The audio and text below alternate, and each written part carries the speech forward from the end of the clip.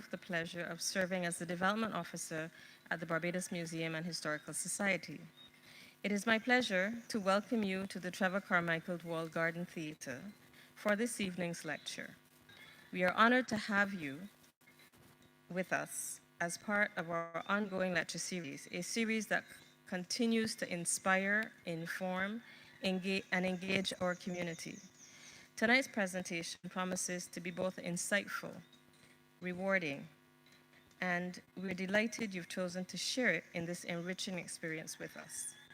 Without any further ado, I now invite our chair for the evening, Mr. Jeff Ramsey, to take the floor. Enjoy your evening, and thank you again for joining us. Thank you, Sean.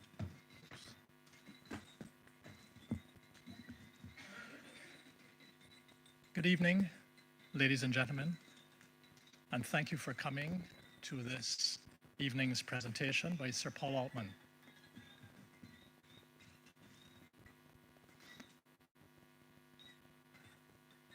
I've known Sir Paul for quite some time, so to be reading what I've been given is helpful, but I ought to know this from memory. Thank you.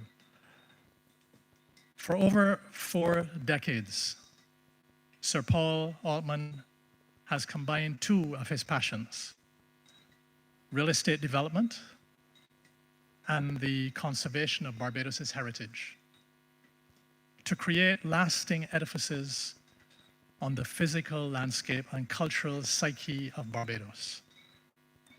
As the CEO of Altman Real Estate, he has significantly helped to set the tone for Barbados's luxury residential market through development of the following: the Royal Westmoreland Golf Community, the highly successful Sugar Hill Resort, and the Lime Grove Lifestyle Center, Barbados's first mixed-use center. Sir Paul is a past president of the Barbados National Trust, this is well known, and is currently involved in urban renewal programs across the island. The restoration of the Synagogue Historic District, which dates back to 1654, was led by Sir Paul and his family. This restoration highlights one example of his commitment to maintaining the heritage of Barbados. Sir Paul is involved in a number of charitable endeavors. He is chairman of the Barbados Community Foundation, and he is a trustee of the Duke of Edinburgh's International Award Barbados. Over the years, Sir Paul has been recognized for his various contributions. In 2000, a Centennial Honor from the Barbados government. In 2007, a Gold Crown of Merit from the Barbadian government. 2008, University of the West Indies Caribbean Luminary Award. Again in 2008, inducted into the University of the West Indies Chancellor's Circle. In 2010, selected to serve as the chairman of the Campus Council of the University of the West Indies Cave Hill campus. In 2013, Queen's Diamond Jubilee Medal. In 2016, Sir Paul was honored with the title of Knight Bachelor as part of the British Honours System for services to the preservation of historic buildings and real estate development. Sir Paul holds a BBA from the University of Miami and was awarded an honorary Doctor of Laws by the University of the West Indies. He is married to the well-known artist Rochelle Altman, and they are the parents of 2 daughters. And if I may add, #1 bucket list destination, of all places, the moon. Favorite thing about Barbados?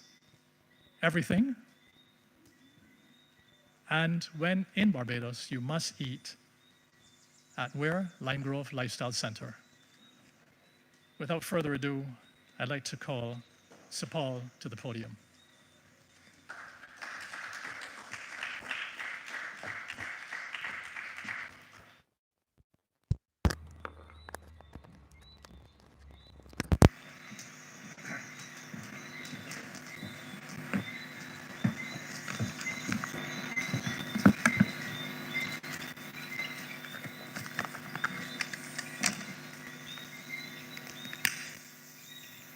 Good evening. Master of Ceremonies, thank you for that extensive introduction. I learned some things about myself that I had forgotten. And of course, the members of the museum committee, and of course, my good friends, Sir Trevor and Lady Carmichael, recognize my wife in the audience. And I am here this evening at the invitation of a series of talks. And I understand that these talks are being live streamed, so I'm happy to welcome those who are on the live stream feed. It is my honor to be here this evening to actually conclude a series of talks on the late Professor Dr. Karl Watson. This wraps up what I believe must have been an interesting series, and I say that because I was unfortunately unable to attend the other talks, being away out of the island. I have a deep respect for and great memories of Karl. He was my friend. We traveled on similar roads from school days at Harrison College to later on at the Barbados National Trust, then at the University of the West Indies, where I chaired the Cave Hill Campus Council, and Karl was then a professor there. Of course, we connected most of all through his love, study, and deep knowledge of the Bridgetown Synagogue. And of course, the talk this evening is all focused on Karl Watson's connection to that project. My attachment to that place goes without saying. Karl often said that it was assumed that he was Jewish, even though he was not. For me, there's no assumption I happen to be Jewish. You didn't have to be Jewish, however, to have an appreciation for the history and for the connection between the Jewish people and this island and their contribution to it. This evening gives me the opportunity to share my interaction with Karl and to acknowledge his role in the study of the Jewish history of Barbados. My role was gathering information from Karl and people like him, and putting back into play a synagogue which was built originally in 1654. I say into play because the synagogue had been sold in 1925. In fact, my grandfather, Moses Altman, arrived in 1931. The Jewish community that built the synagogue in 1654, most of them had left and become integrated within the wider Barbadian society. And my grandfather was here, as I said, literally a few years after the synagogue had been sold by the last practicing Jew in Barbados. My grandfather was the first of the new Ashkenazi community in Barbados. When you hear Karl speak of Sephardic and Ashkenazi, Sephardic means Spanish and Portuguese. The original Jewish settlers, and Ashkenazi, that's the Portuguese and Spanish and Portuguese were the original Jewish settlers, and the Ashkenazi means from Central and Eastern Europe, like my grandfather. To be able to do something like this, to restore the Bridgetown, I had to have a lot of help, and it was people like Karl who made that possible by assisting with and providing a lot of research, a lot of invaluable research. Tonight I'm going to do something a little different. It was during COVID that the Barbados Museum and Historical Society conducted a series of interviews and talks. I was at that time asked to moderate Karl's talk on his involvement with the synagogue and its contribution to Barbados. This evening, I'm going to project a YouTube video of Karl's lecture from that time. And it, of course, makes it a lot easier for me because I will speak between Karl and you will see Karl on the screen. And at different intervals, I will stop the video and I will add some comments myself. So at this point, I think we have the first video of Karl during that talk that he gave at the time that the museum did during COVID. Thank you, Paul. Welcome, everyone. I have a confession to make. First of all, contrary to what most people think, I'm not Jewish, although Sir Paul has claimed that I am an honorary member of the community because of the work I've done over the many years. And a lot of people ask me why. And quite simply, it's all due to my great aunt, Lily Atkins. When I was a youngster of 5 and 6 years old, Aunt Lil, as we all called her, would walk me through Bridgetown and point out houses that she knew that had been inhabited when she was a girl by widows, elderly widows or relics of the Sephardic families who had largely disappeared from Barbados. So she would also take me into the graveyard of the synagogue, Nida Israel, which was in the offices of a number of agencies, including the Barbados Turf Club. And she'd point out various graves and say, oh, I knew the Valverde family, and I knew who the Lindos were and so on. And that necessitated my interest. Now, having established my interest, I just want to establish some of the sources that are available for anybody interested in the fascinating history of the Sephardic community of Barbados, and then subsequently the more recent Ashkenazim community. I don't want to surprise everyone now, but actually I'm going to cover a bit more than the 17th century today, and when I will end with a few comments on the Ashkenazim community as well. But yes, the first and richest source material for the Sephardic community are the records of the Sephardim themselves. And these are housed not in Barbados when the synagogue and everything pertaining to the synagogue was sold. All the records were sent to the parent synagogue in London, Bevis Marks, and they've now been deposited at the London Metropolitan Archives, where I've been on a number of occasions to study them carefully. And these are the daily account books of the Sephardic community, the letter books and the minute books of the committee set up to oversee the affairs of the Sephardic community. And this is called the Mahamad, or the junta of elders who had been, I got a sign saying my battery is running low. Not my battery, the computer's battery is running low. But Elena is here waiting steadfastly on hand to solve any problem that might come up, because I'm a creature of the 18th century. I'm a neophyte where computer technology, etc., is concerned. So she's busting about, and yeah, Eureka, that little window that says battery running low has gone, and we're gung-ho, green light again, all ready to go.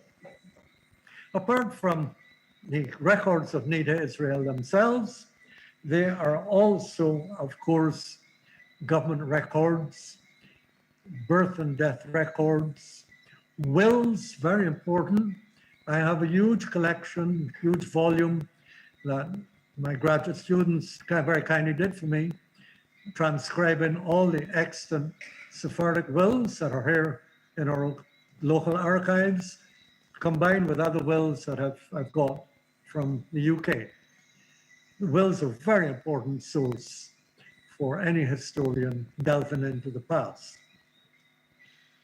Also, of course, and this may seem a bit strange and perhaps a bit macabre to people, but graveyards, tombstones, are like documents that can be read by historians trained to read them.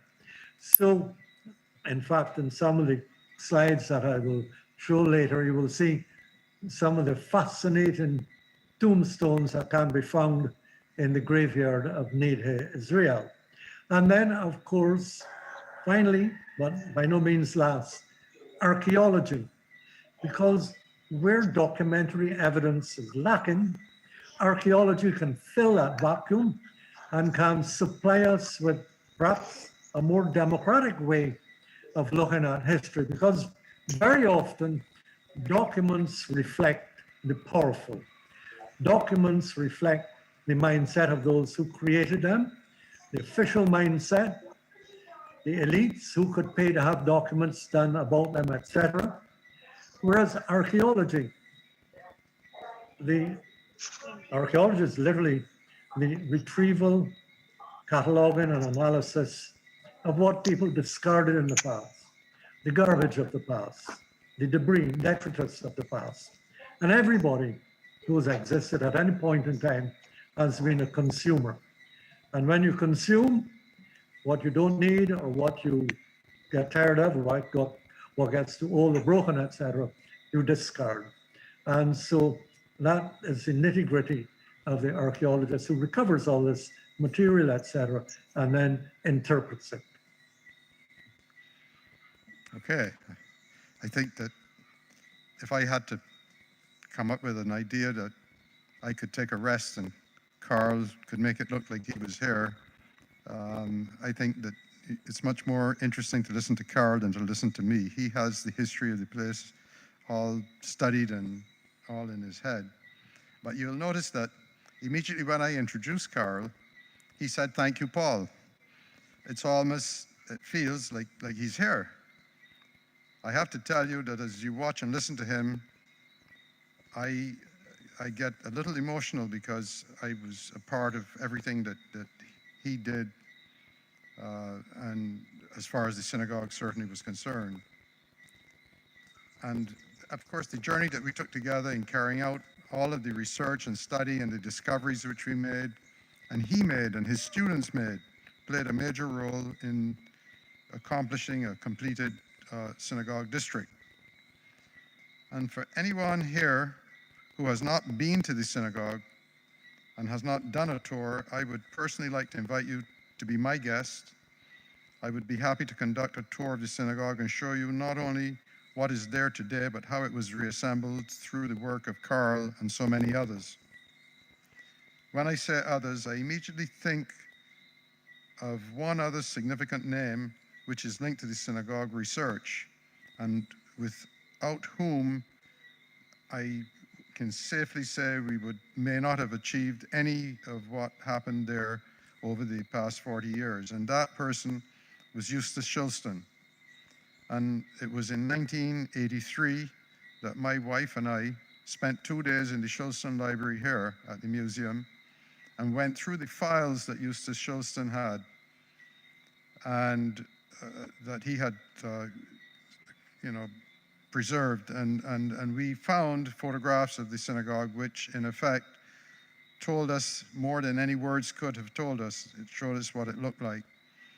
And I was able to go and see the Prime Minister, Tom Adams, at the time, and of course, convince him that that building could be restored. We wouldn't have known what to do if we didn't find those photographs in the Shilston Library here.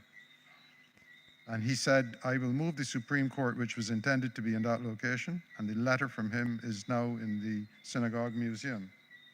But Eustace Shilston was a well-respected Bridgetown lawyer who was also often mistaken for being Jewish.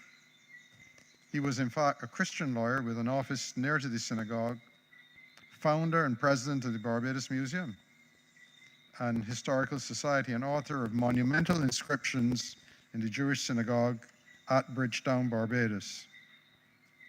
He tediously copied and translated all of the inscriptions on the 400 plus tombstones in the Jewish graveyard.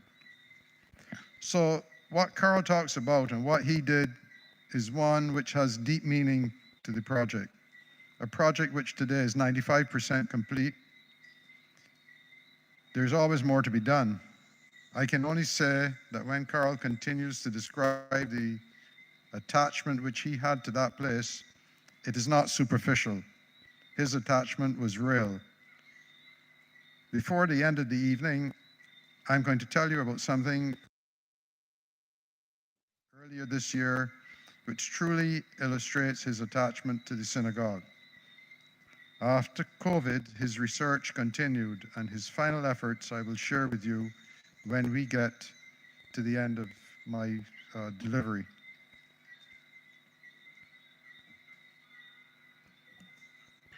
Now, for those of you who are non-Jewish, let me establish a bit of context because it's important to locate the old Sephardic community of Barbados in a general global world picture. I, as a non-Jew, look back at the history of the Jewish people. There are two things, one good and one bad, that leap out at me. If I were to characterize in a few words the strong points, the glue that binds the Jewish people together, it would be a sense of community, a sense of belonging. You know, the Sephardim call themselves La Nation, the nation, with all that it implies for a sense of togetherness, a sense of identity, a sense of belonging. And within that community sense that I've just mentioned is also the way, the rules of Jewish life, bound up in one word, halakha. What is halakhic? What is prescribed by the Torah and what is prescribed by the writings of rabbis over the ages, a well-known rabbi such as Maimonides for the Sephardim, and their distillation of certain truths, certain ritual, certain laws that are all embedded in this composite pathway that Jews are expected to follow. What is right and what is wrong, what is halachic. Now, Judaism itself is divided into two main streams, the Sephardim and the Ashkenazim.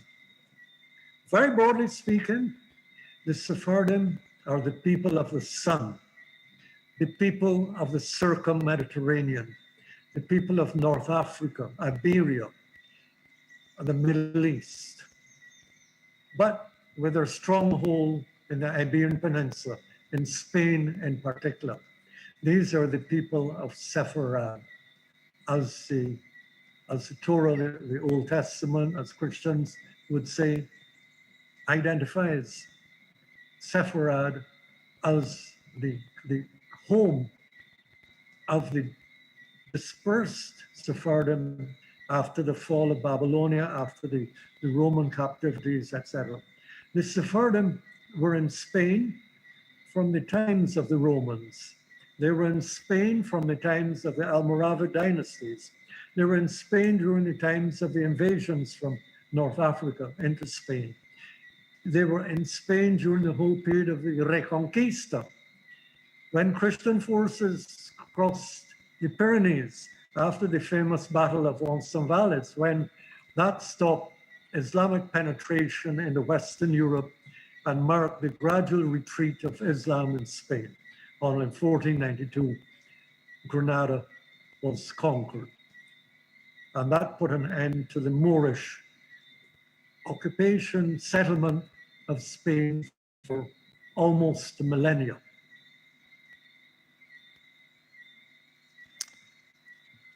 Now, I think you're beginning to see why it is so important that when you listen to Karl, you understand his deep knowledge of this full subject of how the Jewish community and the synagogue played its role in Barbados and beyond. Now, I will continue to trade time with Karl during this presentation. I must recognize that his presentation goes on for an hour and a half. And I am not going to sort of be able to share the entire presentation, but I am just presenting a number of excerpts from what he was able to talk about. But the full presentation is available on YouTube for those who are interested. What I will do this evening is continue to bring in Karl's recorded words in parts and try to help explain how it all makes sense relative to what his involvement with the synagogue was all about. Karl goes on to share his knowledge, to share the fact that he was fluent in several languages. Of course, the graveyard in particular was of interest to Karl because the inscriptions were in Portuguese, in Spanish, in Hebrew, in English, and in another language. Ladino is a language which combines Hebrew with German, and I say this because his research into the iconography in the graveyard is something which could be a study by itself. Imagine that there are graves going back to the 1650s, soon after Barbados was settled by the British. I always said that people didn't just arrive and die in 1654 when the synagogue was founded. They had to be here for a period of time prior to that. The graveyard would have been there almost from the time of the British settlement in 1627. This leads me to another popular thought of mine, and forgive me for this thought, which I would like to share. The name Barbados has a Portuguese origin. No one denies that. Of course, Los Barbados, the bearded ones, could refer to the Portuguese Jews who all had beards, because the religion at that time was only Orthodox, so the men would have all had beards. Karl and I discussed that quite a lot. Los Barbados, bearded Jews or bearded fig trees. Where are the trees? But that's perhaps another discussion for another time. During the original restoration, which started in 1984, some 40-odd years ago, we decided that we were going to restore the synagogue and restore the graveyard and create a compound which encompassed another building which now houses a museum. I'm going to out of his long talk where Karl's student discovered the mikveh, which is perhaps the most relevant find of the entire project.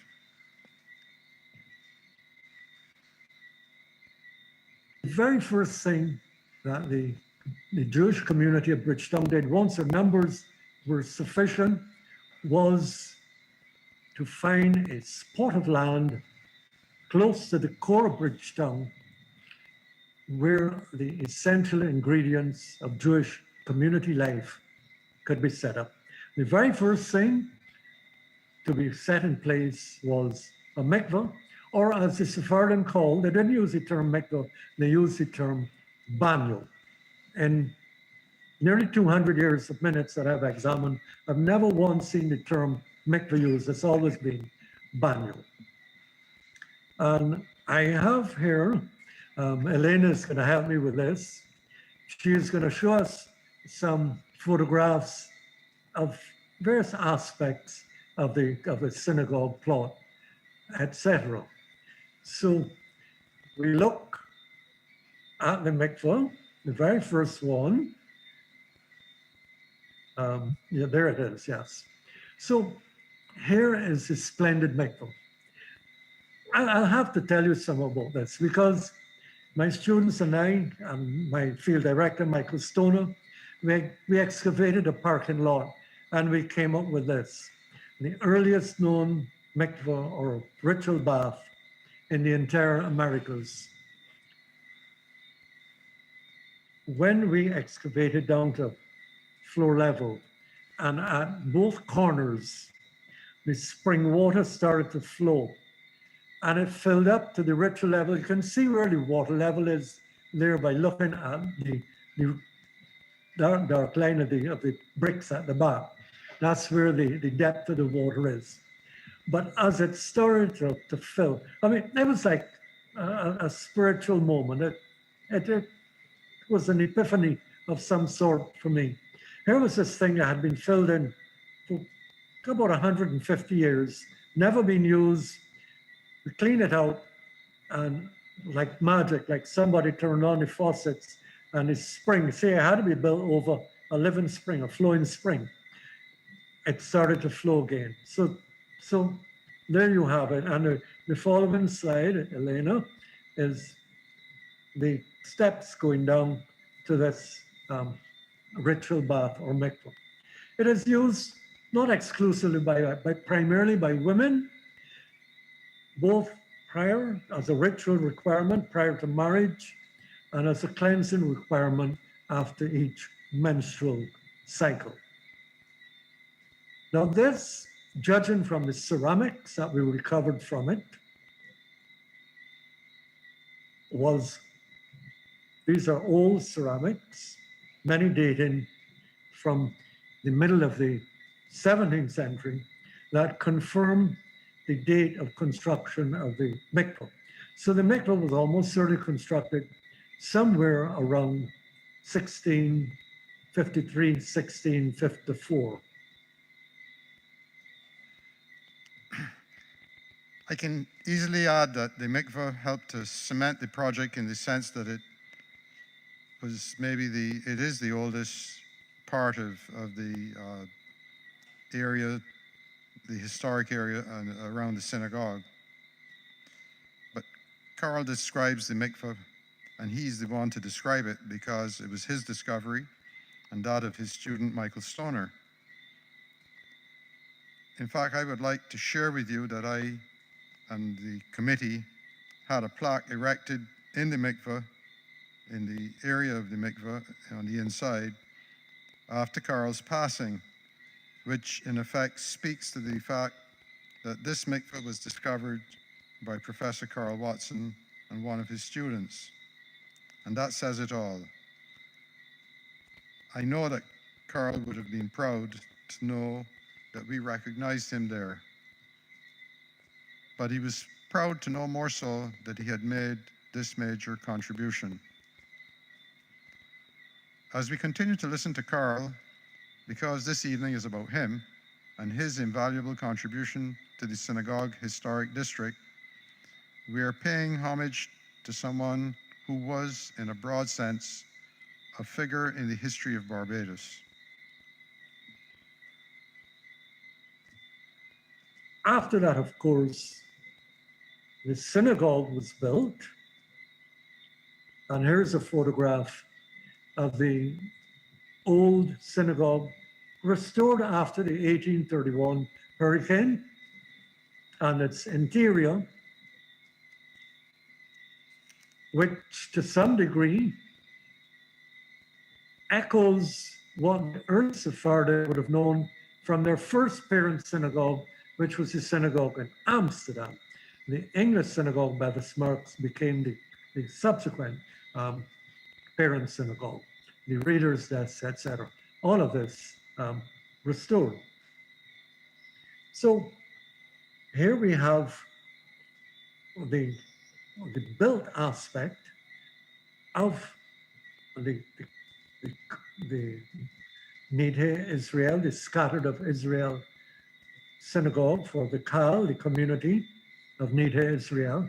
And then the other third most important thing for people of the Jewish faith, the graveyards. This is a modern day synagogue today. And the women's entrance, at the back it being an Orthodox community where women worshipped on the top floor and men on the bottom, and then on to the graveyard, which we shall see here. Karl's contribution spanned way beyond the synagogue project, but he had a single love, as we said, for that project. I'm honored to say that I was his friend and that we worked together.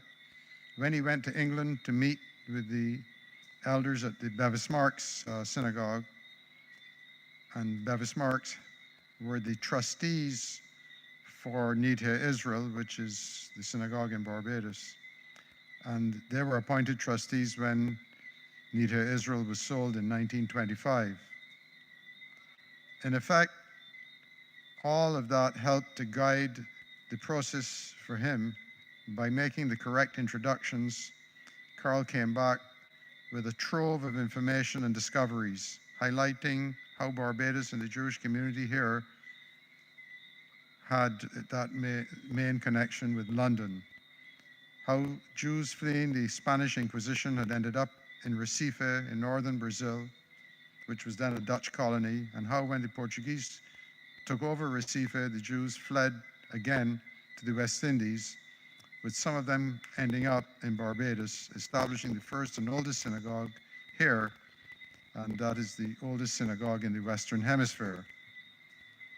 So there's a huge amount of history, and who better than Karl, not only to have researched this history, but have played such an important role in establishing credibility.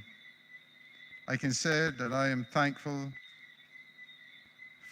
for Karl, that he was here, that he was the person who I could lean on, who I could ask for assistance, and who gave assistance without hesitation. Tonight is not only about recognizing Karl, but thanking him for what he did. I am conscious that we have a lot more of Karl's recording, and that while we would like to listen to all of it, that would have taken another hour, or possibly necessitate another talk. So in order to bring this evening to some conclusion, I would like to speak a bit about Karl's final efforts. Karl's study of the iconography, which he introduced in the last part of the video, is indeed extremely significant. That led to the point where I made a decision prior to Karl's passing to publish a book which would, in effect, capture the story of the synagogue, more from a photographic approach than a deep history. If you want to know the history, you can listen to his talk and read one of the many research-based books. But this book that is being published will be more of a coffee table book. As I speak here this evening, it is well advanced. In fact, we have used one of the best photographers in Barbados to go in and capture photographs of the synagogue, museum, mikveh, and graveyard, and the entire synagogue block. So much so that this will be quite a sizable coffee table book.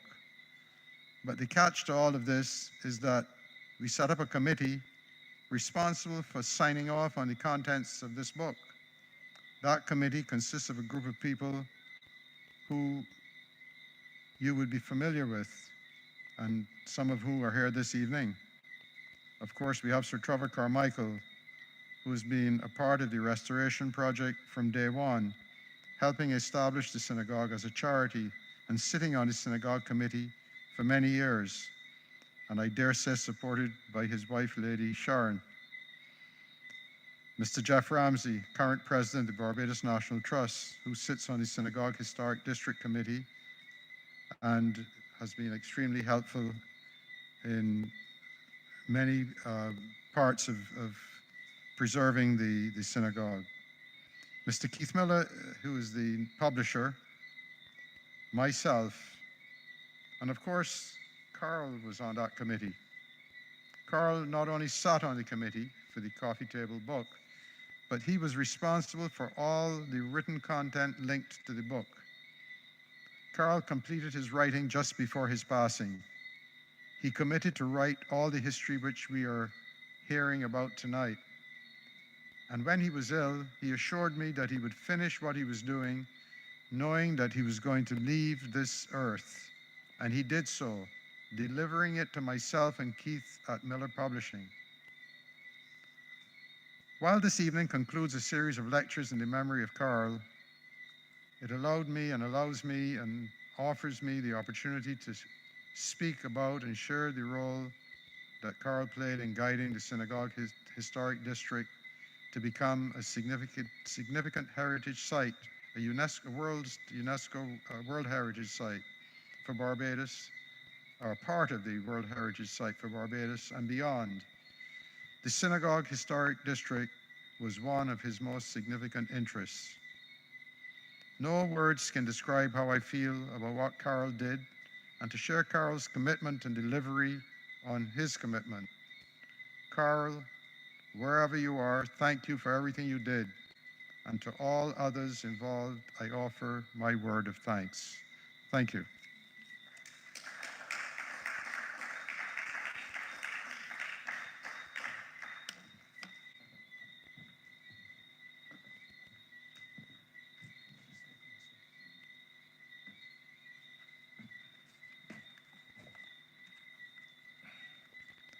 Sir Paul, thank you for that very interesting and enlightening presentation. I'm sure you would all agree that the collaboration between you and Karl, and as far as I'm concerned, he hasn't actually left us because his presence is still very much felt, was quite revealing. We note that you thanked Karl, but it's my privilege to say a special thank you to you because no one can tell this story about the 30+ years that it took to complete this synagogue redevelopment project. This was a labor of love, I'm sure, for you and your family, and I wish on behalf of everyone here to tell you that that effort is more than appreciated. Now, at this point, we typically have a question and answer session. If there are any questions from the audience, we'd be happy to take those at this point. And Sir Paul will be here to answer them. There's a microphone somewhere in the audience if anyone wishes to ask any questions.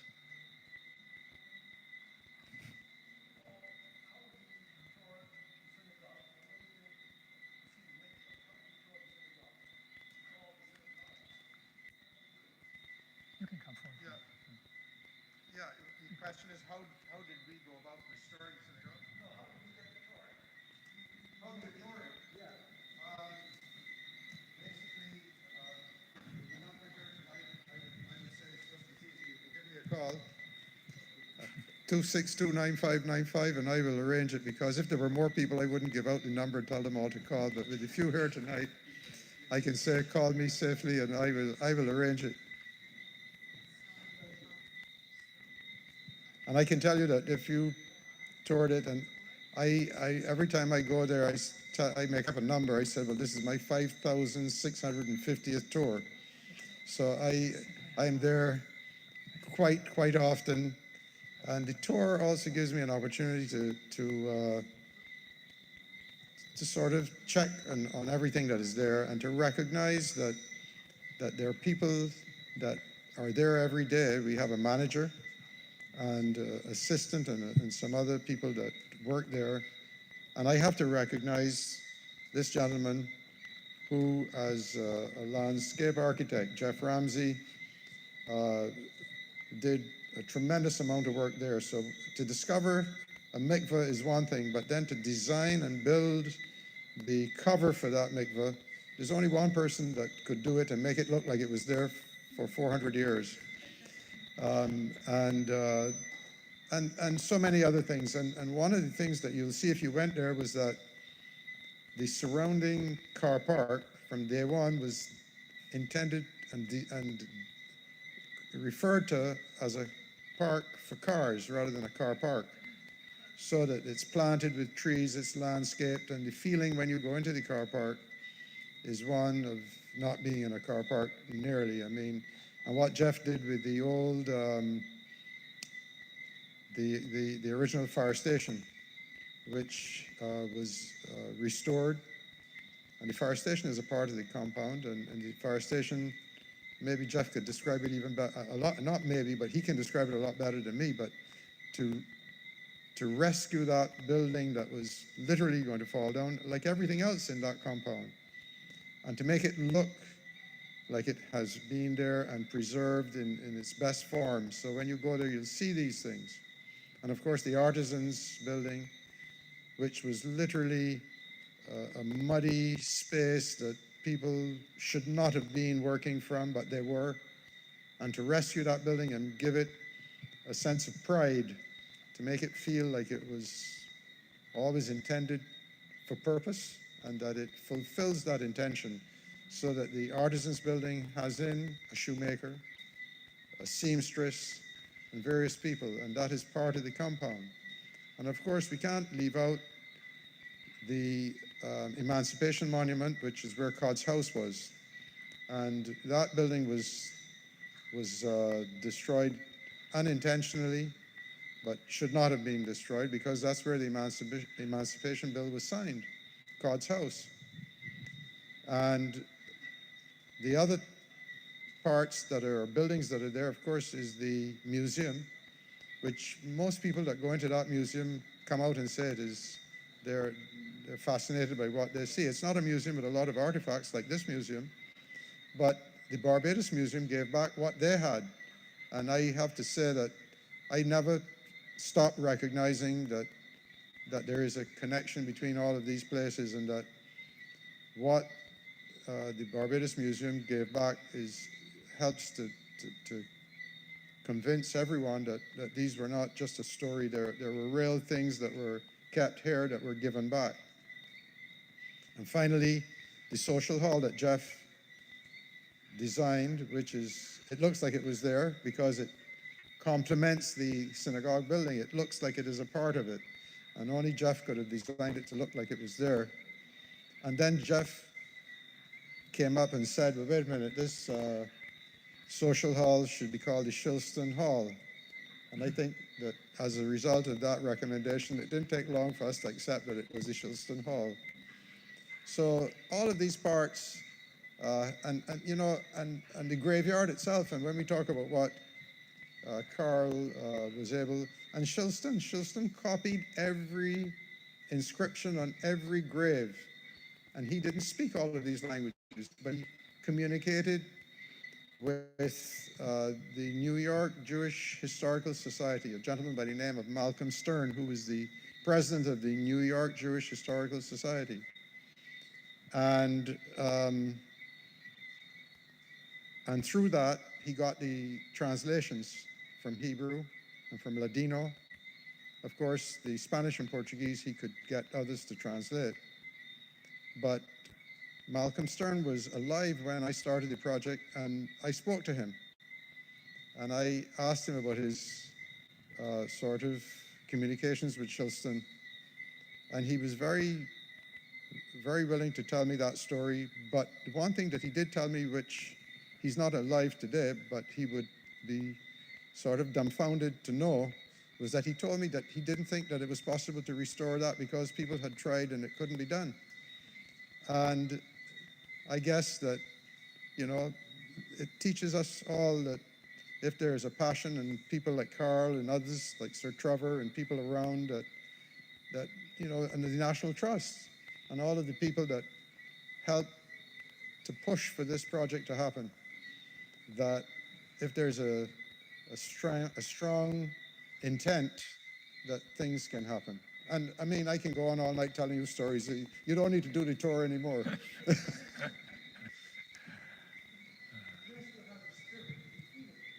Well, if, you know, Karl came up with some other stories in there.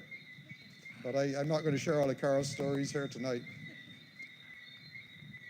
But, you know, thank you. And I'd be happy to go there with anyone and do another tour, my 5,679th. Are there any more questions? Hi, good night, Sir Paul. I've been to the museum. It's a wonderful place to visit, and I went back. I took Mum so she could have a visit. Two questions.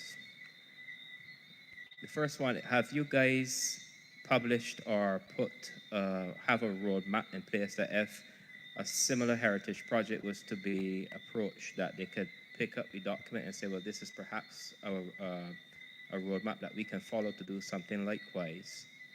And then the second question is, what has been put in place to make sure that after your interest has moved on, that the museum there will continue to strive and go on? Because often these projects are headed by an individual, and once those individuals leave the scene, these projects tend to disappear.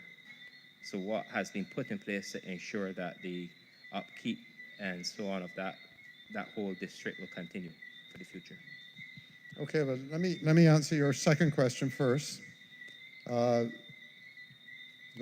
the project was started and the government decided that they were going to make everything possible to let it proceed, or pave the way for it to proceed, the building, which was the synagogue that was then acquired by government as a part of the Supreme Court project that was going to be there, was acquired by what they call compulsory acquisition.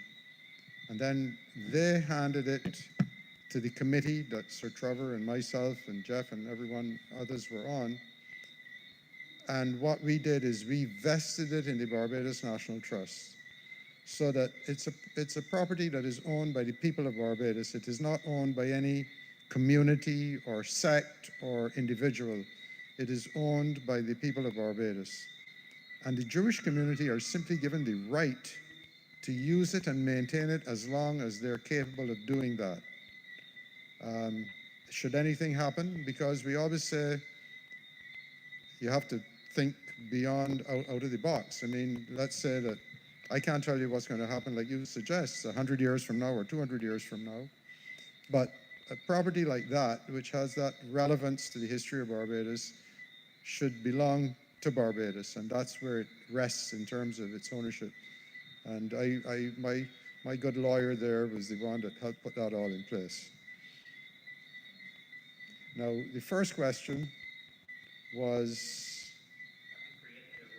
a roadmap. Yeah, and I guess that needs to be done in a more formal way. But we have everything that happened during the process of restoration was recorded, and there are files. And what we also did is we put all of the records that we had since the start of, and records that we had from before, anything that we could find was put into a digital museum, which is the University of Florida has that museum. So it was digitized and it's there, and it was put in the Barbados archives as well. So everything is there. If anybody wanted to research, they could see and piece together all of the parts that would allow them to, but I guess it could be done in a more formal way. Yeah. But thanks for the idea. I think the Oregon Historical Society, when I was in Portland, the Oregon Historical Society have something like that, and they have rules as to how to maintain other buildings as well. Maybe you could look at that. It's online. Yeah, but you know, it's funny how things happen. I'll tell you one more story related. And recently I met a lady by chance who is a dean of the Cardoso Law School in New York, which is part of the Yeshiva University. She's not Jewish, but she's the dean of a Jewish law school. And through her, a lot of what we are putting together in the book, the Yeshiva University is going to review it. And to be able to say that it's reviewed by one of the most respected institutions like that will be very meaningful. So I'm just saying things happen along the way that help to build a sense of strength to any project. It's amazing how once you start doing something, pieces tend to creep in and make it a more authentic.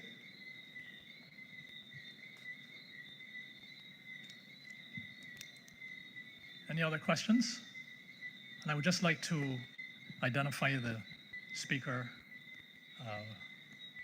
two speakers ago. That's Vincent Jones. He didn't give his name, but he is on the Council of the Barbados National Trust. Thanks for your questions, Vincent. Are there any other questions before I proceed? No? Okay, ladies and gentlemen, I'm not sure if it's because I'm on the board of the museum as well, but I've been asked to make a few housekeeping remarks. And thank you, Let me Sir say Paul. thanks. Thank you, Sir Paul.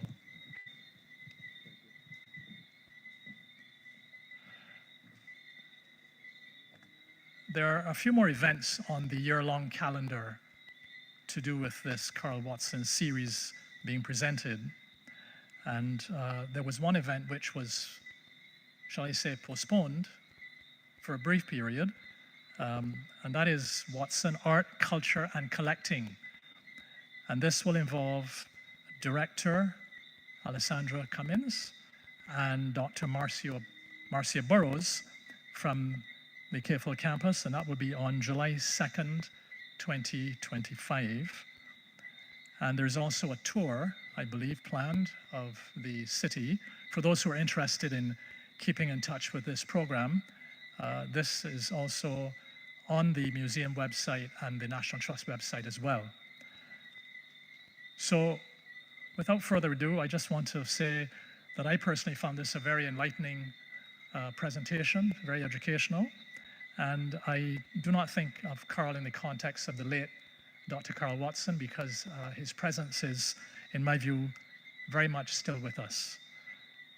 Thank you again, Sir Paul, and I will now hand over to the museum if there is anything further to be said in terms of sponsors or what have you. Thank you.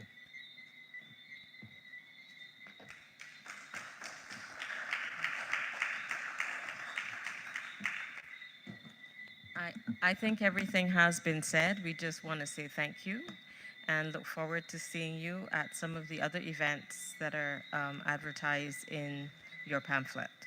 So thanks again for coming and taking in this wonderful information.